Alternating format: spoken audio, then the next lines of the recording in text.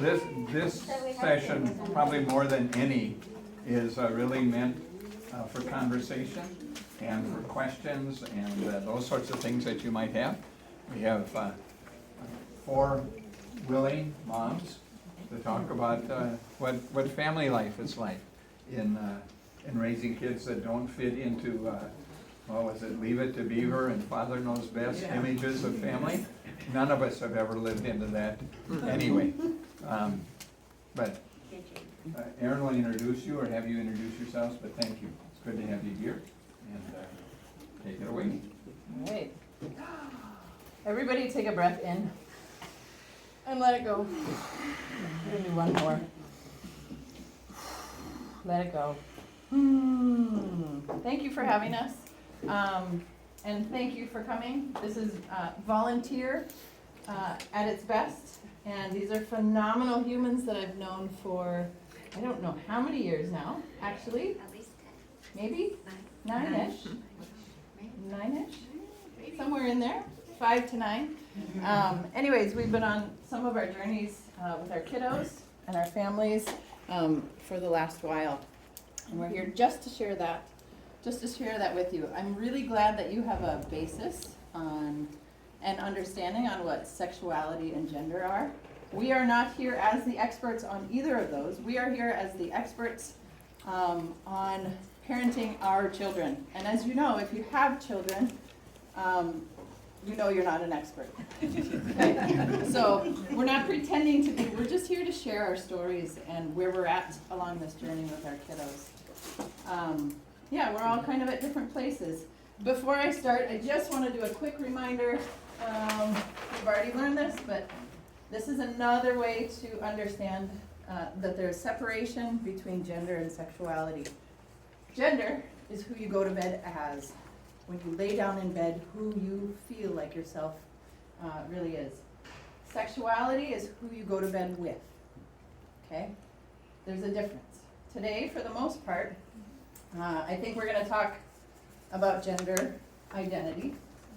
Sexuality, we'll run through it a little bit, but again, just be reminded that they are 2 separate things as we go. Okay, all right, so have you heard of this book? It's a kid's book. I love this. I actually couldn't find mine at my house today. And I said, does anybody have the book? Bring it. And we have a couple. we all brought different books and resources, and we've got some overlap. So it's really fun to see which resources really resonate with each of us. So I'm going to read this kind of quickly. Can everyone hear me? Yeah. Okay. It's called Red. Again, I think children's books sometimes just get really to the heart of the matter. We can get really theoretical, but this is simplified for everyone to understand. He was red, but he wasn't very good at it. The pictures are important, so hopefully you can see. His teacher thought he needed more practice. I'll draw a red strawberry, then you draw a red strawberry. You can do this, really. But he couldn't. Really. These are her strawberries and his. Like this? Oh my, let's try again. His mother thought that he needed to mix with other colors. Why don't you 2 go out and draw a nice round orange? A really big one. A really orange one. But they made it a big greenish one. Oops. This one says yellow, this one says red. His grandparents thought he wasn't warm enough. Your class is making self-portraits for parents' night. Wear this warm red scarf. Nice, it's so you, says Gray. But it so wasn't. Oh my dear. You can see they're all, this is red. Yeah. Everyone seemed to have something to say. Amber said, sometimes I wonder if he's red at all. Hazelnut said, don't be silly, it says red on his label. Cocoa Bean says he came that way from the factory. Fuchsia said, frankly, I don't think he's very bright. Grape said, well, I think he's lazy. Army Green said, right, he's got to press harder. Steel Gray said, really apply himself. Sunshine said, give him time, he'll catch on. Sea Green said, of course he will. But he didn't catch on. Green frog, black sheep, brown cow, red, all the art supplies wanted to help. The masking tape thought he was broken inside. This will help hold you together. The scissors thought the label was too tight. One snip should do it. I thought he wasn't sharpened enough. Stay still now. But even with all our help and all his hard work, what color is the color red coloring? He just couldn't get the hang of it. You know anybody like that? One day he met a new friend. Will you make a blue ocean for my boat? His friend asked. I can't, I'm red. Will you try? So he did. Thank you, it's perfect. You're welcome. It was easy. And he didn't stop there. Bluebells, blue jeans, blue bird, blueberries, blue whale. I'm blue. He was blue, and everyone was talking. My son is brilliant, said Olive. Amber said, who could have known he was blue? Hazelnut said, I always said he was blue. Cocoa Bean said, it was obvious. Berry said, his blue ocean really lifted me. Sea Green said, all of his work makes me happy. Brown said, his blue strawberries are my favorite. Green said, he's so intense. Yellow said, I'm going to make a green lizard with him, a really big one. Gray said, I hear he's working on a huge new project. Scarlet said, he's really reaching for the sky. And he really was. Simple, right? It's like a lot of people that we know, like a lot of kids that we've experienced. It makes my heart flutter a little bit to know that I've grown fingers and toes within my body. It's like my heart walking around. To understand who my kids are is something that's really beautiful and brilliant. To understand the color that they are inside the label. This journey hasn't been an easy one, and I think that's what makes my heart shudder and flutter a little bit, even talking and thinking about it. I can be a fierce mom, but that doesn't mean the whole world doesn't affect how I feel, how my kid feels within it. So I am a mom of 3. My oldest is 18, my middle is 15, my youngest is 12. 2 of those 3 identify in the queer umbrella. Queer is a word, a term, I don't know if you've used in the spaces yet. But if you haven't, it's kind of an umbrella term for I fit somewhere along that beautiful LGBTQ spectrum. My 15-year-old is a trans girl. At 8, she let us know that she was a girl. I remember hearing Mom from the shower. The kids were lined up to take their showers for the evening, and I went in, and I said, yeah, what do you need? And they popped their head out and said, I'm a girl. And I said, you are? And I said, like, you feel like a girl? And they said, no, I am a girl. I remember kind of pausing for a little while, thinking, okay, I don't know what to do. Okay, I love you. They finished their shower. We went on with the night. From that moment on, we began to learn. It's been been challenging and heartbreaking and completely joyous on this side of who she is. So starting at 8, she's now 15. Part of the journey is she's on blockers, if you've not heard that term. Let's see, I don't want to give you like everything because I want to make sure we have time for all of it. But this is something I think that all of us parents have experienced with our kids. Since they've come out to us at a certain age, the doctor tells us that actually every human goes through puberty. Raise your hand if you've gone through puberty. All right, so you know what I'm talking about, right? You kind of know when it starts. Well, for our kids, if they let us know who they are and had an opportunity to do that, there are stages that we watch for.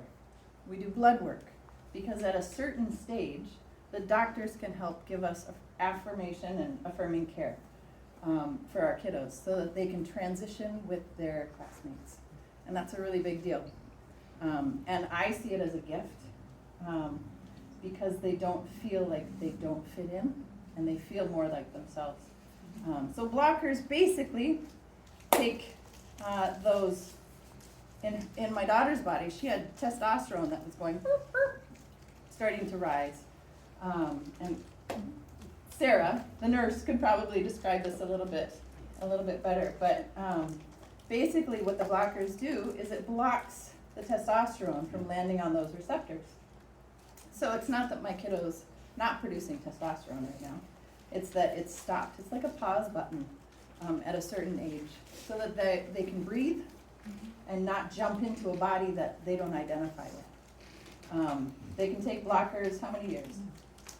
Do you guys know? My kiddo's still on blockers, so. My kiddo's off, so. Off, on? Hatfield says he likes to keep them on all the way through the first couple of years of college. Okay. Because, the thing of taking me out, so that they're covered. Okay. But, Okay. yeah. So these are, a Different lot of chemical this is treatment, still, yeah, we're treatment kind of at plans. the mercy of some of the doctor's knowledge, very much. And these decisions are not taken lightly. They are not like, okay, today you're gonna do this, tomorrow you're gonna do that. These are conversations we get to have with our kids. And their doctors. And their doctors.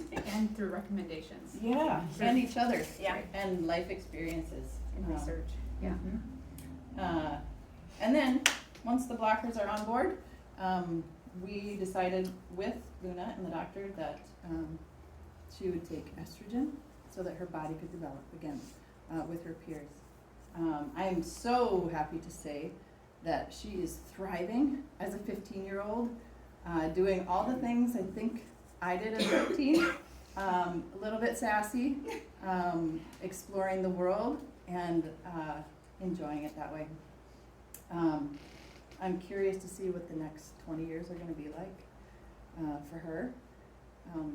We have to have tough conversations about the real world that I don't think I guess my hope is that all parents have those with their kids, but we have to have them in different directions. So I'm going to leave it at that and more will progress, but that gives you a little basis on where I'm at within this. So I'm not going to put you on the spot, but whoever would like to go next, just to give a little basis. Are you guys okay with me sitting or should I stand? Or do you As long as you're want? hot. Okay, then I'm gonna sit. So I'm Sarah, my pronouns are she, her. I am the daughter of 2 public high school teachers from the city of St. Louis. So I grew up in a really conservative, traditional Christian-based household. I'm the youngest of 3, I'm the only daughter, and I moved out of Missouri in my early 20s, in California and Arizona, and now I'm here. But I'm the parent of 2 children, and my oldest is 19, and she is my trans daughter. She shared her truth with me when she was 14. Her story of reveal is, she had asked for a tuck-in, which she started to do in middle school because she was taking in a lot of energy and distress at school, which is super normal in middle school. Middle school's hard for all kids. And so, she would be like, Mom, can you tuck me in? I'm like, yeah, okay, I'll tuck you in, because she always unloaded whatever was happening. And so that night she asked for a tuck in, and we were, talking about the woes of being a middle schooler. And then she's like, hey, by the way, I'm gender fluid. I'm like, oh, okay. Great, thanks. Like, I had no idea, So, as time evolved, she went as a way to be gentle to us adults that didn't know what that was. She's like, I'm just going to use they, them pronouns, which she thought was simpler, not realizing that us born and bred in Missouri know that they, them is a group of people, not one, and yeah, it's not, because they left their phone over there. Can you let them know? Nobody thinks I'm wrong using they as a one person, do we? Right? So they, them, and their is definitely a singular pronoun that's been used even into Shakespeare's plays. So, but I got to grapple that summer with changing my language to gender neutral. As summer ended, she's like, we started trying out names because her name was very gendered, and we tried on a gender neutral one that she has cousins of both genders who share her name, which is Riley. So she has, distant cousins, not close cousins. We wouldn't have been that, obtuse in grabbing names, but so once we got a gender neutral name, then she's like, oh yeah, let's go with she, her pronouns. I'm like, fantastic. So now then that shift again, because like I had worked really hard on switching, because it is not natural for those brought up in the Midwest to do that. And so then she started getting mad at me for using they, them. And they're like, no, I'm a she. I'm like, no, sorry about that. And I'd move on. And that's the grace of having a kiddo let you know their pronouns and introducing yourself with those pronouns to help them be comfortable with it, which is, like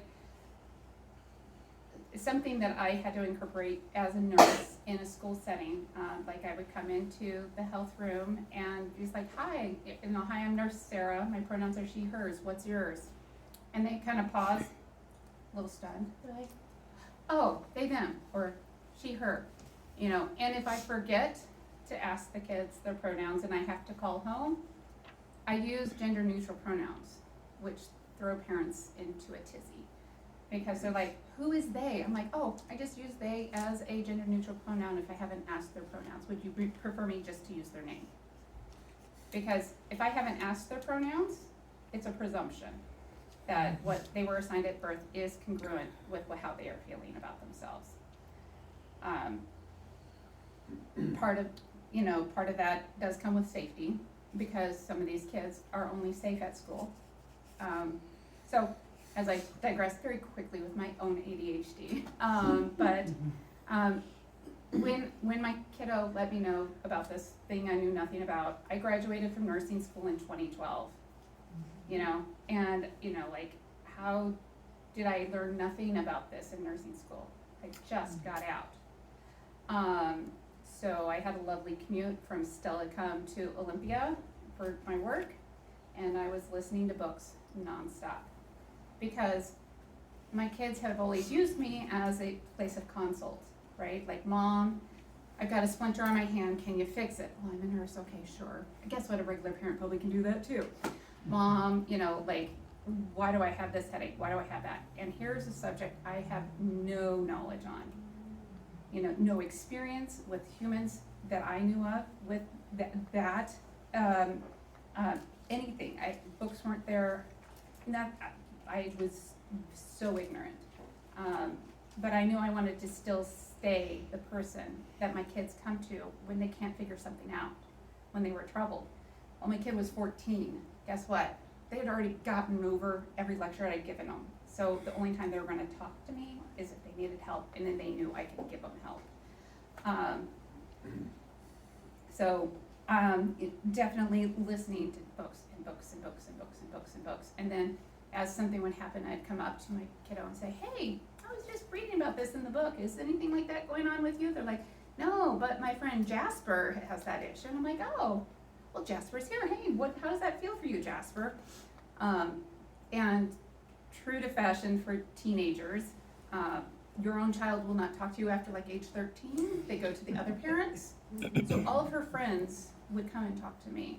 They would line up at the kitchen window to talk to me like I'm Lucy setting up my psychology nickel spot. They're like, oh, and this is what this teacher did, and this is what my parents did. And I'm like, okay. And just helping them along with talking to a sage piece of advice from somebody they trusted and who cared for them, because they couldn't have these conversations with my kid or with their own parents. And so it's hard when your kid doesn't have that other house to bounce these ideas off of once they turn 13 and 14. My daughter, I started getting that kind of community about age 15. And it was great for her to be able to go into another affirming household and see the guffaws that those parents made their mistakes and help their other trans friend with that guffaw, but also getting support from another parent without judgment, with just true love. And as a fellow bus stop homeowner, where every kid in the neighborhood would be at my house because I was the bus stop. They would come in before school, they would come after school, they would always talk to me. My dream when my kids were really little was that my kids would have other adults that were trusted that could help them and affirm them. My daughter's now 19. She tried college for a hot second. She's like, nope, I did culinary in high school. I love it. It gives me my positive energy. So she works at Nordstrom's at the kitchen, and she's a line person, and she's amazingly independent, strong, fierce woman. She, bought herself a motorcycle that she put together so she could drive, that is street legal, so she can drive to and from work on, whatever it costs to put 2 gallons of gas in there. She also has another car that she's paying for, which against her mom's will, she had a fully paid for car, but she wanted a new car, so she took on a car payment. But she has a very, very full social life. She's 19 and a half, 19 and 3/4 at this point, and I'm at that stage of like, I just see wisps of her coming in and out, and she's like, oh yes, I've been hired to help cater and cook for this house party for somebody. I'm like, okay, cool. She goes, so I'm going. She's really just thriving, and she does get a lot of her a lot of community online. And I'm grateful to be on this side of things. But let me come back real quick on like being a school nurse. So a lot of these teenagers, like even my daughter, when these kids are going on to the blockers or changing things like that, and they come to the school nurse a lot. And I feel it a humongous privilege that I get to work in a high school so that I can help these kids be seen and affirmed, and also to give grace to their parents who are gonna mess it up quite a few times when we learn our kids' truth. And make sure that I let these kids know that we weren't taught these things. We know nothing about this until our kids share their truth, unless they had a super progressive family that I was not a part of a community like that. So the learning curve is steep. My mother in her 80s lived with us, like from her mid-70s till her early 80s. And when my daughter transitioned, she immediately just went to the name, like using her name Riley. She would never use pronouns because she knew she would get it wrong. And using the name is super awesome for the kiddos. That's huge. Yeah, It's and so huge. if you get the pronoun wrong, you just say, whoa, totally got that wrong. Sorry about that, and move along. You know, like, just try and do better, you know, and if you're having, you know, we have some extended family that aren't with us often, and they regularly get it wrong, and you know, and are resistant to using correct pronouns, and even with redirection, and we've had to limit our time with people like that, because the world's negative enough already that we don't need our family to pile on. So there's a lot of chosen community and family when you enter the graces of this amazing, cool thing. So I just wanna second that. Yeah. I think the community it gives, it allows, and that's what the hope is you're creating here at the church. An understanding a community where people can breathe, right? Our kids, we call it trans noise. There's always noise about where they don't fit, what people are gonna say, who's looking at me. This noise is constant. yeah. And when we can be in spaces where that noise goes down a level, then they can be themselves even more, and that's where it becomes pretty brilliant and pretty beautiful as a parent. Thank you, Sarah. Yeah, who wants to go next? I will. Okay. My name is Jeannie. My pronouns are she, her. I am a mom of 6 kids. My 5 oldest are all adults, and then I have a 12-year-old non-binary child at home. Probably my oldest daughter paved the way before my youngest told us what their truth was. My oldest daughter, back up a little bit, the first part of my adulthood was spent very involved in conservative evangelical Christianity, and so had some thoughts and opinions that I no longer have about some of this. But my oldest daughter went off to college, and she is very well spoken and started to challenge some of the things that she had been told, which I have a lot of respect for her, and she got me to start listening and to start paying attention. And she also paved the way several years later when she started a long-term relationship with somebody who is also non-binary and uses they, them pronouns, and so I had to start practicing they, them pronouns. And so that kind of paved the way for when Indy, my youngest, told us, so they've kind of had the opposite journey. So they told us that they were a girl. They were assigned male at birth, and when they were 6 years old, they said, I'm a girl. And so I said, okay, let's have a conversation about that. And so we talked and reached out. We have an amazing pediatrician. I reached out to our pediatrician, and we started seeing a counselor who Indy and I still see today. And we let that first grade year, they could do whatever they wanted. They didn't have to get their hair cut if they didn't want to, and they just got to kind of to see, explore. And at that time, I was attending a Lutheran church, and that was the first place that Indy started wearing leggings to church and like got to be themselves, because it felt really safe for them. So they, and then in 2nd grade, it was, we had moved, and so Indy switched schools, and so that was a really easy time for them to change their name and pronouns at school. We had picked a girl-sounding name. They had picked the girl-sounding name. And then last summer, they, which cracks me up that they came to me so timidly with this information, because it's like, okay, so where did you so So they've been thinking about it for a while and really wanted to have a more non-binary name, gender-neutral name, and use they, them pronouns. I'm like, okay, like, it's okay. And so that is when they had a list in their phone of possible names. And so Indy is what they have chosen as their name, and they love being Indy. Indy just started their puberty blockers about a month ago, and like Erin said, Indy has begged for blood work every 3 months to see if it was time for blockers. They have told me that before they told us that they were a girl, they prayed every night that they would wake up and wouldn't have a penis anymore. This is a 6-year-old.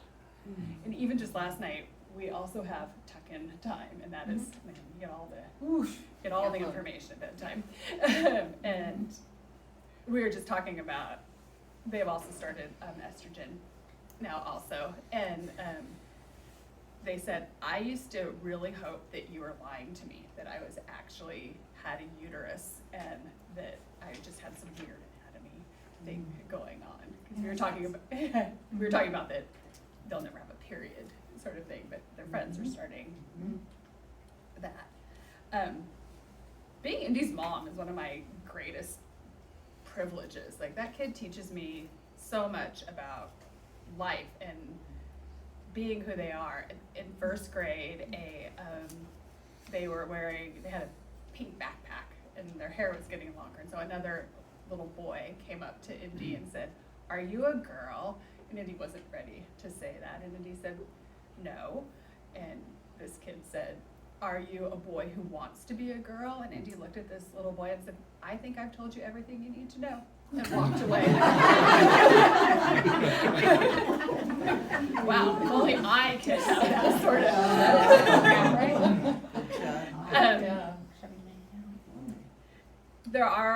I like what you both have said about you build a new community in teams. My 5 adult kids, 4 of them are so loving and supportive of Indy and our team Indy, and my adult son is not. And he and his wife have stayed very involved in conservative evangelicalism, and my son refuses to use the right names or pronouns for Indy, and so my son doesn't get to see a sibling. We just don't, it's not a safe place for Indy to be. I love my son, but that's really hard as a mom to have to choose to prioritize one relationship over the other. But Indy spends great quantities of time with their older sister and her partner, and it's just a fun journey. And I also am a nurse. I do not work in high school, bless you. And I work in a specialty where I work in high-risk obstetrics. So all of our patients have uteruses, but not all of our patients identify as women. And so just even keeping my coworkers, who are all very accepting and affirming, but reminding them things. We recently had a nurse practitioner start with us, and their pronouns are they, him. So they will use they or him. And my coworkers slip up often and say she, and I am quick to say they, him, and it's just practice, just practice. And support. And support, yeah. Yeah. And so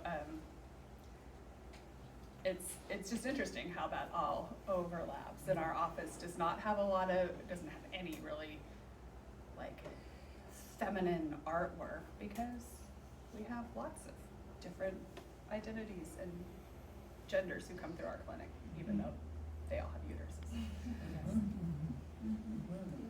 I'm really glad you brought that up. This is just a sidetrack before we go here. One of the things that I do is I'm a photographer, and I've photographed a couple of births from trans men, and just the process that they go through in the hospital with shift change. They have to re-explain who they are to this whole new group of people when all you want to do is just have your baby. Pretty interesting dynamic there. Okay, keep going. Hi, my name is Megan, and I have 4 kids. My husband and I have 4 kids, and they are currently 14, 13, 11, and 9. And my parents live with us as well, and so we have quite a household of people. Our story is when I want to get the pronouns right to follow the story. So when our son was young, he always, as soon as he had a preference, it was pink. As soon as, you know, family friends that had girls similar ages as ours, you know, had dress up anything. Our son always wanted to have, you know, the girl clothes or the princess dresses. And, you know, and my husband and I were like, oh, I wonder if he'll be gay or something, or maybe more on the feminine side. I mean, we were like, who knows? You know, we were just letting be whatever was unfolding. But we just really didn't know. And one evening, as I was tucking my son into bed, he was 4, and he said to me, Mommy, why did God make me a boy when I was really a girl? Holy shit, what do you do with this? Like, where the hell is my husband right now? Like, he was putting another kid to bed, right? And I was like, well, you know, and I just was like, you know, what do you say to him? I can't even believe these words are coming out of my 4-year-old, right? Yeah. And so I was like, you know, I really believe that God doesn't make mistakes. And I said, and all I can say is that we are here for a unique purpose and, you know, a unique expression. And I promised him that his daddy and I would help him figure this out. And, you know, we love you and let's see. And, you know, and I kissed him and walked out. And I'm like, where's my husband? You know, I was just like, oh. I had never heard the word transgender before. It wasn't even in my vocabulary. And so my husband and I were like, well, that's interesting. It kind of slightly explains all the behavior, I suppose. But we had friends who had older kids who their favorite color was pink and who loved sparkles. And, you know, I mean, that was no, like, indicator of we are on a track. I mean, pink's a color, you know. Bright, shiny things are just bright, shiny things. So it wasn't until a couple days later I was having coffee with a girlfriend, and she was like, well, do you think maybe he's transgender? And I was like, what? What's that? You know? And so it was just then, it was kind of a journey of educating ourselves. And I wanted to read something. My husband and I and all of our kids have spent some time before the pandemic going into churches and sharing our stories. And so this is a little blurb that my husband would talk about, so I don't have it like in my head. But there's some amazing things I wanted to talk about because it's really about us as parents. So as we began looking online, the levels of depression, high suicide rates, and discrimination towards transgender people was alarming and a serious wake-up call for us. As what parent would willingly allow their child to move forward in this life, right? Like it just felt like, what? And how could we choose to suppress our child, right? Like, so both was like, this isn't the trajectory I would wish upon my child, and how could I not support them? So my husband and I always believed that being there fully for our children is what parenting is all about. And our primary job is to make an amazing adult. How could we not jump in and support our child? And what if this was a phase? At least our child knows we love and support them. So as my husband and I began navigating this rocky path, fortunately, we had an incredible family and friends that surrounded us. We are so grateful for those who supported us during our moments of confusion and uncertainty. Like it was all my husband and I. Our community was not judgmental as we worked through these awkward phases of wrapping our adult minds around something that we always thought of as binary, gender, boys and girls. But the bottom line was that my husband and I were transitioning, not our child. Our child was always who they were. They were not transitioning, my husband and I were. Maybe she grew her hair out and changed her name, but she never changed. She was always Maya. Her likes, preferences, her soul was speaking its authentic truth. And I just thank God every day that my husband and I had the ears to hear her, right? That we jumped in so soon. And we were a part of a church community that was so supportive. I, to this day, am super grateful that we had that opportunity and that my daughter had the opportunity to wear her dresses and just to be accepted, right? Like, I really feel like sometimes our children are watching us to see how much we can handle, and then they tell as much information they think we can handle. And so that was amazing, that I felt like, okay, we can do this, right? So once we kind of had this all figured out, and we had changed our son's name to Maya, as the name she chose, we sent out a letter to a Christmas letter to 150 people, like was on our Christmas list. And my husband has some family back east. And I also wanted to read to you, because most people, if they weren't on board, they didn't respond. We were flooded though with cards. I mean, no one ever responds to a Christmas card. Like, you just send it, right? You appreciate getting one, but so the amount of responses, texts, emails, and cards in the mail back to us was amazing. But there were quite a few family members on my husband's side who just didn't say anything, which is normal. I mean, like I said, we don't respond to Christmas cards. But a year had passed, and my husband Ryan's aunt sent us a letter, and she says, "Dear Meg and Ryan, first of all, I want to thank you both for sharing your story of Maya's transgender decision. The issue of transgender children has been a difficult one to wrap my mind around. After giving much thought, asking questions, and gathering info, I have finally found my voice on the subject and want to share my thoughts." Both of my husband wanted to just set the letter down and walk away. We were so terrified to read on. I was just like, oh, okay, we can do this. So these things are apparent. What a major life-altering decision this is or was for the both of you as parents. What a brave decision it was for Maya to tell you her feelings in the first place. How amazing of you to listen to her, take it seriously, get the help you need, and most of all, support her. I had my whys, the hows and what ifs and whens. Then the bigger truth hit me when I realized it wasn't up to me or others to ponder these concerns. It was up to Maya and her parents and the doctors and others to pave the way for the masses. Seeing the joyful smile on Maya's face every time I see a picture of her answers all my questions and concerns. Her smile says it all. She is paving the way to understand with that beautiful, radiant smile and her joy. Best of wishes to you all. I love you.